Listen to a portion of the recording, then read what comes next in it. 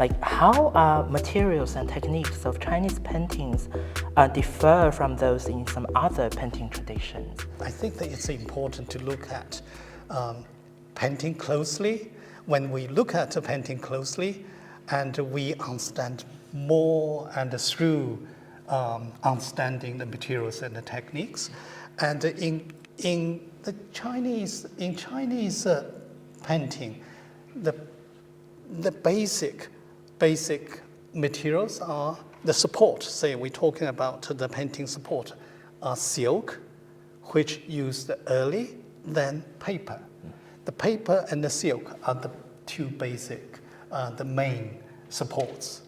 And then we use the ink, and we use the pigment, natural organic pigments or mineral pigments, and these, but the water base, and rather than like in Europe, the oil-based has a long tradition, and but of course the water-based in Europe, tempera, for example, but in China, and we usually use the water-based pigments. The ink is another we could call the pigments, and used very, very extensively.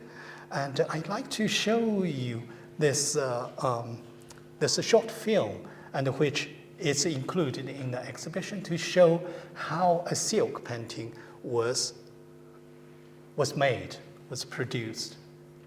That short film, it's on YouTube. You could watch it. I think it's worthwhile to watch it if we like to understand the process of the making silk painting, particularly in a particular we called 𝗃𝗲𝗁 style, or the meticulous drawing style, and which involves in really the choosing the silk and the process the silk. The silk surface needs to be sized, and with alum and glue, animal glue, and then you need to when you paint in this 𝗃𝗲𝗁 style, you not only need to apply the pigments on the surface on the front, also you need to, before you apply the pigments on the front, you need to apply the pigment on the back of the silk, and which is very laborious, very